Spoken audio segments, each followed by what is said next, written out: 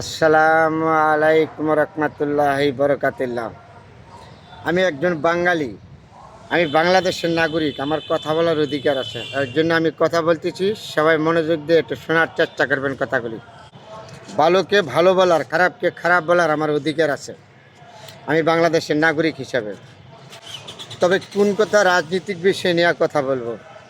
যারা পিআর পদ্ধতি নির্বাচন ছাড়ছে বাংলাদেশের ভিতরে, আপনাদের বিবেককে জিজ্ঞেস করবেন, তারা গ্রামের ভিতরে বা যেখানে হোক একটা মেম্বারের যোগ্যতা আছে?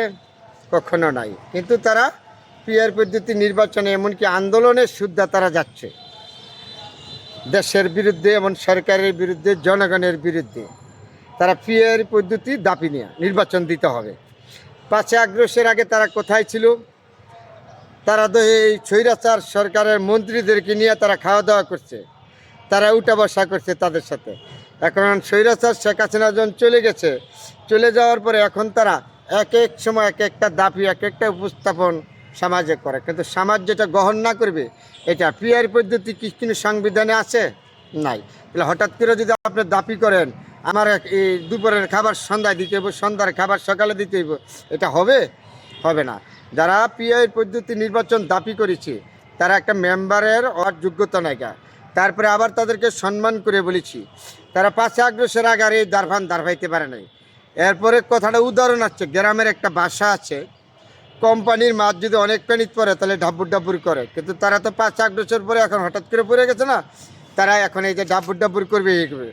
তারপরে বিএনপির উদ্দেশ্যে বলেছি, এই পিআর পদ্ধতি প্রশ্নবিদ্ধ কথা, এটার মধ্যে যদি বিএনপি পাও দেয়, তো বিএনপির দলটা একটা আবার নতুন করে কবর রচনা হবে, কোনো সন্দেহ নাই।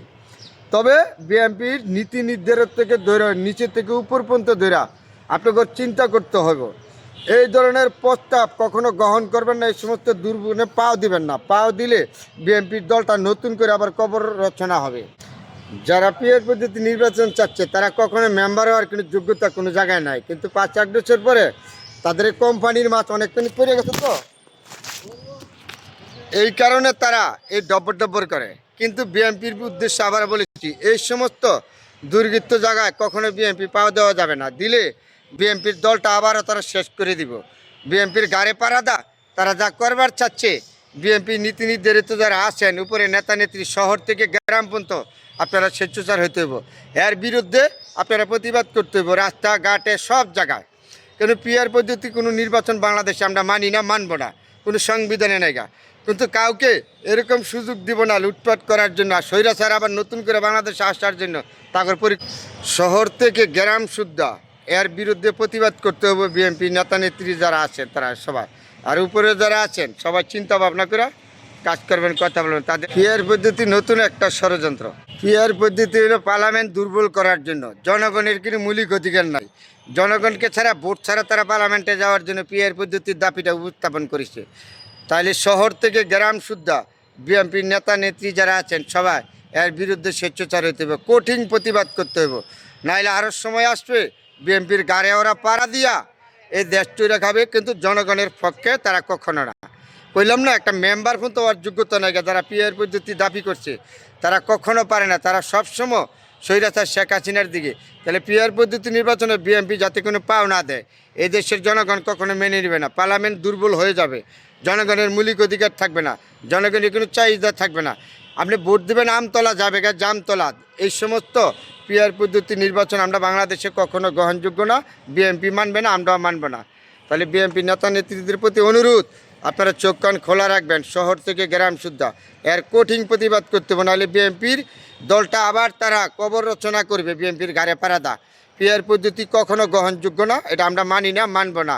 তাহলে আমার এই ভিডিওটা হয়তো তারেক রহমান সাহেবের কাছে যাবে, বিএনপির নেতা নেত্রীদের কাছে যাবে। আপনারা বিবেককে জিজ্ঞাসা করবেন, আমার ভুল হলে আমাকে ধরে দিবেন, না হলে আমাকে চাপট করবেন। কিন্তু সত্য বিএনপির নেতা নেত্রী আছে, সবার প্রতি অনুরোধ, পিআর পদ্ধতি কখনো গ্রহণ করা যাবে না।